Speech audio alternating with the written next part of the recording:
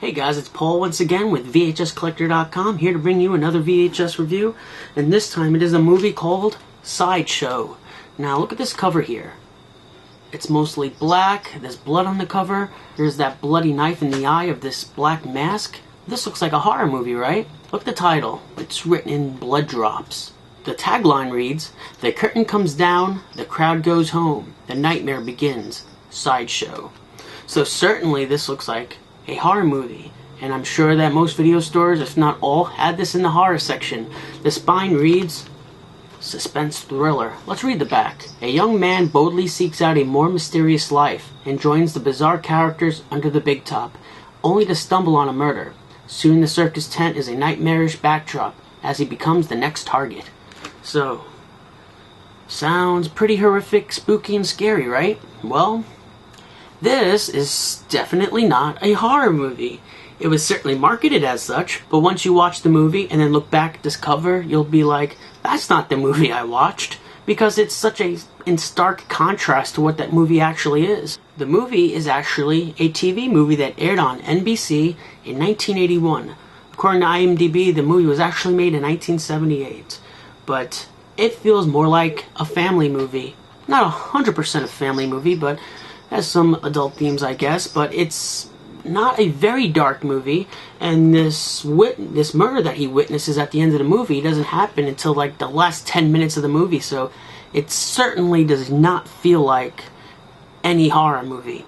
So, we get the 16-year-old boy, he's following in the footsteps of his grandfather as a puppeteer, and when he first enters the circus, he gets to meet all the interesting characters, he gets to meet the roustabouts, which are the people that put up the tent and do all the hard labor, and then he meets the sideshow attractions. Now this movie used an actual circus, Circus Vargas, which is actually still around, and in the movie they actually use real sideshow attractions. One of them is a tall woman, a fat lady, a midget couple. The man in the midget couple is actually of the Lollipop Guild in The Wizard of Oz, and he was also in an episode of Seinfeld, so he's been around. I've seen him in documentaries on The Wizard of Oz.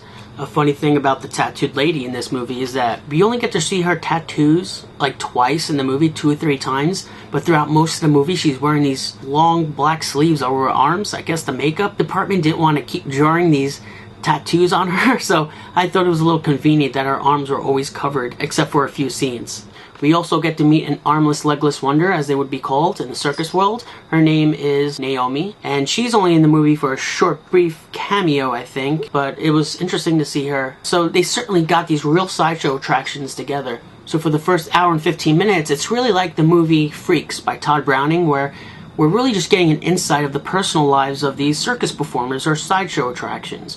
And from that, you kind of learn that, they're just normal people with the same kind of problems.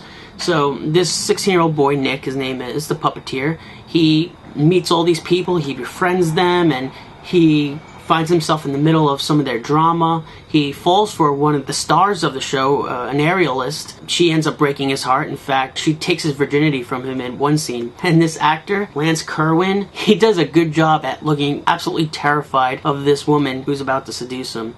And then he just jumps right in and goes for it, but it doesn't look like he was very into it. He also befriends one of the roustabouts, a black boy, I forget his name.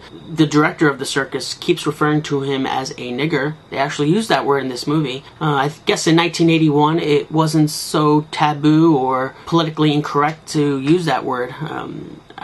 Nowadays that word is worse than the F word. So it was interesting to hear him call this character that at least twice in this movie. Another character is referred to as a beaner, a Mexican character in the movie. I thought that was interesting. But these are the kind of things that go on in a circus behind the scenes. These are just average people. I mean, they look different, but these are just any ordinary people with the same stupid drama in their lives. I do wish, however, that one of the characters were a clown. You very seldom see any clowns in this movie. It seems strange, right? For a circus movie, we should see more clowns. But you see clowns briefly during the circus performances. There's no lead roles or supporting roles with clowns, which seems ironic for a circus movie.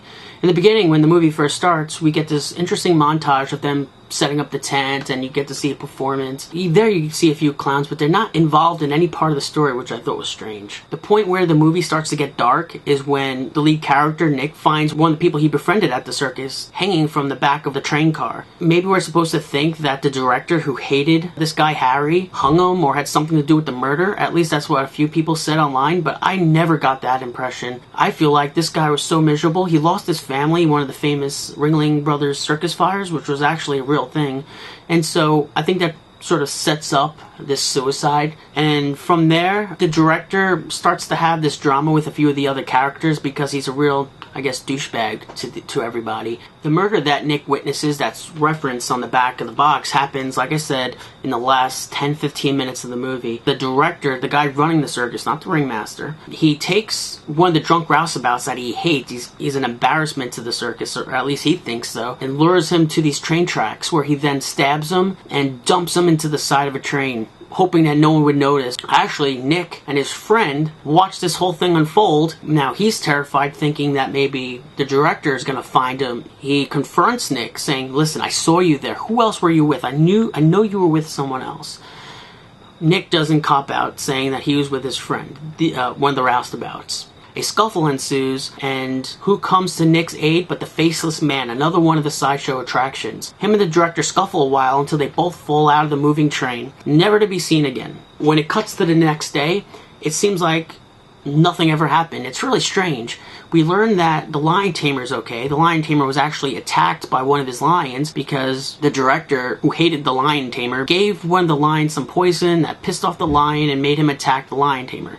But when the movie ends, we find out that the lion tamer is totally fine, and it's insinuated that he's going to be the next director of the circus. And that's how the movie ends. It ends on a good note. But we never know what happened to the Faceless Man. He just fell off the train with the director. For all we know, they could both still be alive. We don't know. So that's Sideshow. Sideshow is a very interesting portrayal of circus life. And that's what I really liked about it, and it seemed also pretty authentic. Because this is a TV movie, most of the people involved with the movie were, of course, people involved in television. The director, whose name is William Conrad, was both an actor, director, and I think he did a lot of voice work. In fact, in this movie, he's the voice of the ringmaster. Some of the other sideshow attractions also have their own IMDb page. For instance, the tall woman, forget her name, but in this movie she's called Goliatha. But she was actually in a few documentaries on sideshow attractions or freaks. I wonder what Circus Vargas thought when they went to rent a movie that their circus was used in and they saw this cover, thinking that they just made a interesting little circus movie. But really, their movie was in the horror aisle. Really bizarre. Does not feel like a horror movie at all. But at least Transworld knew how to market movies as horror movies, even though they weren't, because I guess the horror genre was selling so well. This movie, as you can see, was $70. Retail price.